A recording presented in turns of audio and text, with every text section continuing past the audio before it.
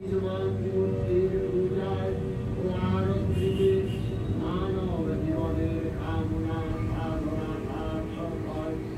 মহালয়া সকলকে। প্রত্যেক বছর এই দিনটাতে আমি ভীষণ রকমভাবে ছোটবেলায় ফিরে যাই। জানি না এটা আমাদের মনুষ্য প্রবৃত্তি কিনা, যে আমরা পুরাতন জিনিসকে আগলে রাখতে ভালোবাসি বা সেটাতে বারবার ফিরে যেতে ভালোবাসি। যেরকম ছোটোবেলায় এখনও মহালয়া তো শুনি, কিন্তু সেই ছোটোবেলার একটা বিষয় ছিল, সেটা কোথাও গিয়ে এখন বোধহয় নেই এরকম মনে হয়। ছোটোবেলায় দিদির সাথে একসাথে ঠাকুমার ঘরে বসে কাঁথা মুড়ি দিয়ে মহালয়া দেখার একটা অনুভূতি আলাদা, তখন আমরা টিভিতেই দেখতাম। আর একটা জিনিস মনে পড়ে যে পুজো মানেই কিন্তু তখন একটু হালকা হালকা শীতকাল চলে আসছে। কালী পুজো মানেতে তখন একটা ভালো রকম শীত জমিয়ে বসেছে। তো এখন সেসব অতীত, এখন পুরোটাই বর্ষাকাল, শীতকাল বলে আর কিছু নেই। চারিদিকে যে অবস্থা, পুজোটা কিভাবে হবে, কিভাবে সবার শুভ কাটবে, সেটাও একটা ভীষণ চিন্তার বিষয়। যাই হোক, সকালবেলাটা আমাদের তো শুরু হয়ে গেছে, বাড়িতে কাজ এখনও শেষ হয়নি। আজকে আমি আর টিটু দুজন মিলে শুরু করেছি আলমারিটাকে একটু ঠিক করার জন্য। তো আমরা একটু রং আর চুন মিশিয়ে একটা মিক্সচার বানিয়েছি। এটা দোকান থেকে বলে দিয়েছিল আমাদের যে এইভাবে করলে কিছুটা জায়গা ঠিক হয়ে যাবে। তারপরে এরপর আমরা একটা সকালে ওয়ালপেপার লাগাবো, এটা একবেলা রেখে দেবো। তোমাদের আগের ভিডিওতে বলেছিলাম যে দুদিন ধরে আমার শরীরটা ভালো যায়নি। এটা তার পরের দিনের ভ্লগ। মহালয়ার দিনটাকে আমি একদম মিস করতে চাইনি। আমি ভেবেছিলাম না, আজকের দিনে একটা ভ্লগ করবই। আর আমার একটা বিষয় কি জানো তো, ধরো একটুখানি 19-20 যদি একটু শরীরটা হয়, তাহলেই আমার চোখে মুখে সেটার একটা ভীষণ রকম প্রভাব পড়ে। আর এই প্রেগনেন্সিতে সেটা বেশি। এখন আমি না আমার শরীর কতটা দেবে সেটাই বুঝতে পারি না। অনেক সময় আমি একটু বেশি বেশি কাজ করে ফেলি, তারপর আমার শরীরটা খারাপ হয়ে যায়। এই জিনিসটাও আমি ফেস করছি প্রেগনেন্সিতে। আসলে আমি খুব প্রোডাক্টিভ একটা মানুষ, আমি সব সময় কিছু না কিছু করতে ভালোবাসি, এবং সেখান থেকে না প্রেগনেন্সিতে এসে আমি হঠাৎ করে এতটা বসে গেছি। এবং বলতে পারো যে আমি যে এতটা আমার কি বলবো কর্মশক্তি কমে গেছে, সেটাই আমি বুঝতে পারিনি। এটাই হচ্ছে বিষয়, যেটাই মাঝে মাঝে বুঝতেই পারি না যে আমি এতটা আগের মতন আর করতেই পারবো না। যাই হোক, আগের দিনে 2টো নেল পলিশ কিনেছিলাম, তার মধ্যে আজকে একটা ভাবলাম পরি, একটু মুডটাও রিফ্রেশ হবে। সেই একটা লুক করেছিলাম, সেই জন্য একটা হাতে লাল নেল পলিশ পরেছিলাম। লাল নেল পলিশ নাহলে আমি খুব একটা সচরাচর পরি না, তো এই কালারটা পরেছি। এটা আমার সবথেকে প্রিয় একটা রঙ, খুব পরি আমি এই রঙটা, দেখেছো হয়তো তোমরা, সিলভার কালার। এই রঙটা আমার ভীষণ ভালো লাগে। ঘুম দিয়ে উঠে একটা আইসক্রিম খেয়েছি, এবং ছোটো ছোটো অনেকগুলো আইসক্রিম এনে রেখেছে। যেহেতু আমি ডায়াবেটিক ডায়েটে আছি, কিন্তু আমার খাবার দাবার দেখে বোঝা যায় না যে আমি ডায়াবেটিক ডায়েটে আছি। আমার সুগার নেই, কিন্তু আমাকে ডক্টর বলেছে এখন থেকে একটু কন্ট্রোল করতে, কারণ প্রেগনেন্সিতে অনেক সময় সুগার, থাইরয়েড এগুলোর সম্ভাবনা আসতে পারে। এবার যেহেতু আমার বর্ডার লাইনে ছিল, সেটা আমি মাঝে মাঝে কন্ট্রোল করি, কিন্তু মাঝে মাঝে খেয়ে ফেলি। আজকে যাচ্ছি আমার চেক আপে, ডক্টরের কাছে আজকে চেক আপ আছে। কিছুদিন আগে সব স্ক্যান করেছিলাম, স্ক্যানগুলো করে নিয়ে তারপরে চেক আপে যেতে বলেছিল। তো রবিবার ছুটির দিন আছে, সেই জন্য আজকেই চলে যাচ্ছি। আমি ব্যারাকপুরে ডক্টর দেখাই, তো একটু দূরে হয়ে গেছে, কিন্তু চলে যেতে পারি। এখনও অবধি তো আমি ট্রেনে করেই যেতে পারছি, আমার কোনো অসুবিধা হয় না। ট্রেনের জার্নিটা আমি ভীষণ প্রেফার করি, কারণ খুব ঝাঁকুনিটা কম হয়। ট্রেনে উঠলেই আমার মুখ চলে। শুরু করেছি পাঁপড় দিয়ে। এই পাঁপড়গুলো বেশ আঙুলে ঢুকিয়ে খেতে খুব ভালো লাগে, ছোটোবেলার কথা মনে পড়ে যায়। ট্রেনে উঠেই গাছটার দিকে চোখ গেলে, টেকোমা খুব সুন্দর লাগছিল। আজকে আর সেরকম কিছু ফিল্ম করিনি ডাক্তারের চেম্বারে, আমি কোনোদিনই ফিল্ম করি না যদিও। আজকে মাসিও এসেছিলো, ওরও একটু রিপোর্টসগুলো দেখাতে। তারপর আমরা সবাই মিলে একসাথে, মাসি, বোন, আমি, টিটু, 4 জনে নিয়ারেস্ট একটা রেস্টুরেন্টে গিয়েছিলাম খেতে। একটু চাউমিন অর্ডার করেছিলাম। আর অ্যাম্বিয়েন্সটা দেখো, আমার ভীষণ ভালো লেগেছে। এখানে ছোটো ছোটো মিরর মতন করা ছিল, আমি একটা ছবি তুলেছি এবং স্ট্যাটাস দিয়েছিলাম। আমার মা বলছে তুই প্যান্ডেল দেখতে চলে গেছিস, ঠাকুর দেখতে চলে গেছিস? ঠাকুর দেখতে যাইনি, এটা এত সুন্দর অ্যাম্বিয়েন্সটাই লাগছিল না, খুব সুন্দর ছিল। খাবারের কোয়ালিটিও আমরা খুব তো বেশি এক্সপ্লোর করিনি, শুধু চাউমিন খেয়েছিলাম। বাড়ি ফিরতে হবে, আর চাউমিনটা খুব ইজি হয় আর তাড়াতাড়িও হয়ে যাবে বললো, তো সেই জন্য নুডলস নিয়েছিলাম। নুডলসটাও খেতে ভালো ছিল, নো ডাউট, আমার খুব একটা খারাপ লাগেনি। তো খাবার আমি সেই জন্য খুব একটা তোমাদের বলতে পারছি না যে এখানে এত ভালো খাবার পাওয়া যায় বা এরকম কিছু, যেহেতু আমি খুব বেশি কিছু ট্রাই করিনি। আর আমি এখানে খাচ্ছি কম, কথা বলছি বেশি। বন্ধুর রেজাল্ট বেরিয়েছে, তোকে একটু বকছিলাম। এটা আমার বোনের জন্য নয়, আমি এটা দেখেছি স্কুলে পড়ানোর ক্ষেত্রে। সবার মধ্যে এক জিনিস আমি বলবো না, তবে অনেক বাচ্চার মধ্যেই জিনিসটা আছে যে তারা না এখন শুধু পাসিং মার্কসটা পেয়ে গেলেই খুশি।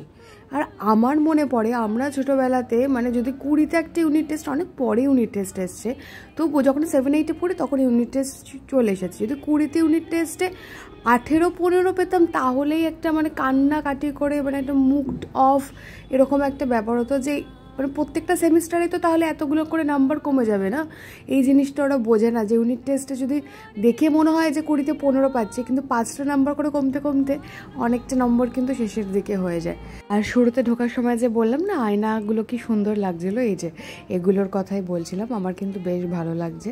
নৈহাটিতে আমাদের একদমই মনে হয় না যে পুজো শুরু হয়েছে, কারণ কিছুই হয় না, কোনো লাইট ফাইট কিছু লাগানো আমি দেখিনি। তবে ব্যারাকপুরে কিন্তু বেশ মনে হচ্ছে ঢাক বাজছে কিছু কিছু জায়গাতে।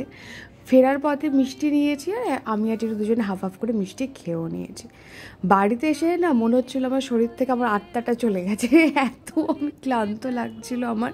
আমি আসলে ব্রিজটা টপকাতে হয়েছে, এক্সেলেটার বন্ধ ছিল নৈহাটিতে সেই জন্য, আর আমি একদম ব্রিজে চড়তে পারি না এখন। বাড়ি ফিরে ওই আধা 1 ঘন্টা মতন আমি রেস্ট নিয়েছি। তারপরে এখন আমি একটু রান্না করে এসেছি স্যালাড বানাতে। আসলে টিটুকে কার্বোহাইড্রেটটা কম খেতে বলেছে, ও যেখানে জিম করে সেখান থেকেই ওর কার্বোহাইড্রেটটা খাওয়া বেশি হয়ে যাচ্ছে। আর যেহেতু বাইরে অলরেডি আমরা ওই 8টা 8:30 নাগাদ খেয়েছি, তাই বাড়িতে এসে ও আর ভাত খাবে না। সেই জন্য আমি একটা স্যালাড বানাচ্ছি যেটা পুরো একদম ফুল অফ প্রোটিন, কিন্তু কোনো কার্বোহাইড্রেট থাকবে না। আর তাই বানাচ্ছি যেহেতু ভাবলাম তোমাদের সাথেও শেয়ার করে দিই।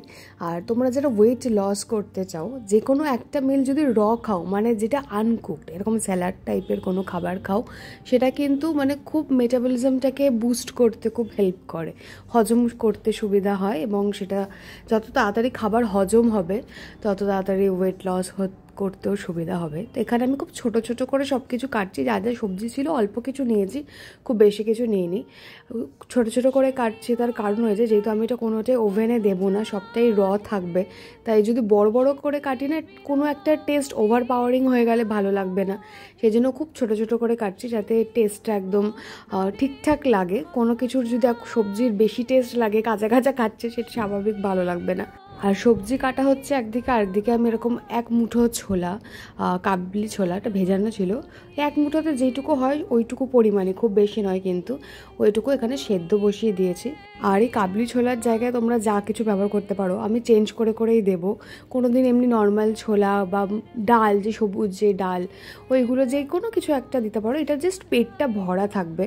আর প্রোটিনের জন্য আমি পনির ব্যবহার করব, সেটা আমি পরে দেখাচ্ছি তোমাদেরকে। এখন আমি প্যানে একটু মার্জারিন দিয়ে দেবো। এইটা না ভীষণ ভালো অল্টারনেটিভ মাখনের জায়গাতে। মাখনের যে ফ্যাটটা থাকে মার্জারিনে সেটা থাকে না, তো এটা আমুল লাইট বলে দোকানে পাওয়া যায়, তোমরা এটা ট্রাই করতে পারো। আমরা এটা অনেক দিনই খাই, মানে আগেও এটা হতো, আর পিসিওডি হওয়ার পর থেকে তো এটাই আসে। যাই হোক, আমার যখন পিসিওডি হয়েছিল আর কি, তো এখানে অল্প একটুখানি সামান্য আমি আমুল লাইট দিয়ে ওই সেদ্ধ করা যে ছোলাটা, ওইটা একটু জাস্ট একটু নাড়াচাড়া করে নেবো, একটুখানি ভাজা ভাজা হয়ে যাবে। ততক্ষণ আমি মিক্সচারে পনিরের একটা জিনিস বানাবো, সেটা পনির, 1 চামচ দই দিয়েছি, আর সল্ট আর ব্ল্যাক পেপার এইটুকু দিয়েছি। আর কি সবজি কেটেছি দেখাই, একটু পেঁয়াজ, শসা, গাজর, একটু বাঁধাকপি, টমেটো, খুব অল্প অল্প পরিমাণ নিয়েছি, দেখেছো, খুব বেশি নয়। আর এই যে ছোলাগুলো খুব সুন্দর করে রোস্ট হয়ে গেছে, এবার সব কটাকে মিক্স করে দিতে হবে, ঠিক আছে। আর যেটা পনিরের ওটা বানিয়েছিলাম, ওইটার উপরে তোমরা চাইলে একটু হালকা চিনিও দিতে পারো, আমি একদমই চিনি দিইনি, যেহেতু মানে ও চিনি ছাড়া বেশ ভালোই খেতে পারে। আমি হলে একটু আমার হয়তো লাগতো 2-4 দানা চিনি, বাট টিটু চিনি ছাড়া বেশ ভালো এনজয় করে সব খাবার। তো এই হয়ে গেল স্যালাড। তোমরা যদি কেউ করো আমাকে জানাবে করলে, ঠিক আছে। মাঝে মাঝে আমি একটু চেঞ্জ করে দেবো সবজিগুলো। যাই হোক, আজকে ডক্টর দেখাতে গিয়েছিলাম, ওই প্রত্যেক মাসের যেরকম একটা চেক আপ থাকে সেরকমই, সব কিছু ঠিকই আছে। আসলে শুরু থেকে যখন আমার প্রেগনেন্সির জার্নিটা স্টার্ট হয় আর কি, তোমরা জানতে আমি জব করি, এবং যখন আমার ডক্টর না, আমি শুরু থেকে না আমার ডক্টরের কথা শুনেছি, মানে উনি যা বলেছে সব শুনেছি। যেহেতু আমার একটু সামান্য কমপ্লিকেশনস আছে, আমি একটা কথাও ওনার ফেলিনি। উনি যেদিন আমাকে বলেছে যে জব ছেড়ে দিতে হবে, আমি দ্বিতীয়বার ভাবিনি। হ্যাঁ, অনেকে তোমরা আমাকে প্রশ্নটা করো, এত কষ্ট করে জব পেয়ে ছেড়ে দিলে কীরকম লাগলো, সবে যেহেতু আমি আবার একটা নতুন স্কুলে জয়েন করেছিলাম। আসলে খারাপই লেগেছিল, খারাপ লাগেনি সেটা নয়, কিন্তু আমি দ্বিতীয়বার ভাবিনি। ওই প্রথমবারে আমি মনে করেছি যে ঠিক আছে ছেড়ে দেবো, ছেড়ে দিয়েছি। দ্বিতীয়বার যদি ভাবতাম তাহলে হয়তো আমি দোনোমনো করতাম, তাহলে হয়তো আমার মনের মধ্যে চলতো যে ঠিক আছে আমি আরও কিছুদিন করে নিই, শরীরের উপর একটুখানি আমি একটু টর্চারই করতাম বলা যেতে পারে, কারণ ওই থটটাও আমার মধ্যে এসেছিলো যে আমি আরেকটু কিছুদিন কন্টিনিউ করে নিতে পারি। হ্যাঁ, কিন্তু ওই যে দ্বিতীয়বার ভাবিনি, আমার মনে হয় ওটাই বেস্ট হয়েছিল। ফার্স্টে আমি ডিসাইড করেছিলাম ডক্টর যা বলবে যাই হোক না কেন আমি সেটাই শুনবো। তো এইভাবেই মিলিয়ে মিশিয়ে চলছে। শুরুর দিকে আমি বলেছিলাম তোমাদেরকে যে একদিনেই তো কেউ মা হয়ে যায় না, না? তো এই নিউজটা পাওয়ার পর আমার মধ্যে অনেক রকম দোটানা চলেছে এবং আমি ওই প্রসেসটার মধ্যে দিয়ে যাচ্ছিলাম। এবং এখন আস্তে আস্তে বলতে পারো যে মানে আমাকে মাসি খুব জিজ্ঞেস করতে, ফিল করতে পারিস, ফিল করতে পারিস? আমি বললাম কী ফিল করব? আমি সত্যি বুঝতাম না, কারণ শুরুতে কিছুই কি ফিল করার মতন থাকে না শরীরের মধ্যে। হঠাৎ করে মানে প্রচুর হরমোনাল চেঞ্জেস এবং সাথে জব ছেড়েছি, তো আমি নিজে খুব মেন্টালি এক্সস্ট, কিন্তু ধীরে ধীরে আমি এই জার্নিটাকে ভীষণ রকম এনজয় করছি। অলরাইট, ফোনের সাথে আমারও ব্যাটারি ডাউন হয়ে গেছে, আর ভালো লাগছে না। এখন একটুও ধকল নিতে পারি না, একটুও না। মানে 4-4.5 ঘন্টা মানে আমি বাইরে ছিলাম আজকে বোধ হয়, সেটাই আমার শরীরের মনে হচ্ছে অতিরিক্ত, আর পারছি না এরকম। আর পায়ে ফুসকা পড়ে গেছে, আর এনার্জিও নেই। এসে অনেকক্ষণ রেস্ট নিয়েছি, তারপরে স্যালাডটা বানালাম। এখন 11টা বাজে, ফ্রেশ হলাম। এবার একটু স্কিন কেয়ার করে পুরো একদম শটান শোবো। আর কিচ্ছু নয়, আজকে ব্লগ দেবো ভেবেছিলাম না তাড়াতাড়ি হয়ে যাবে, হলো না, দেরি হয়ে গেল। যাই হোক, কালকে পরপর ব্লগ দেবো, আবার 2 দিন ব্লগ যায়নি। ঠিক আছে, চলো আজকের ব্লগটা এখানে শেষ করছি। আশা করছি তোমাদের আজকের ব্লগটা ভালো লেগেছে। যদি ভালো লেগে থাকে ভিডিওটা ছেড়ে যাওয়ার আগে চ্যানেলটাকে অবশ্যই সাবস্ক্রাইব করবে, পাশে বেল আইকনটাকে প্রেস করতে ভুলো না। দেখা হচ্ছে আবার একটা ব্র্যান্ড নিউ ভিডিওর সাথে। Till then stay happy, stay blessed and always stay positive. Bye by.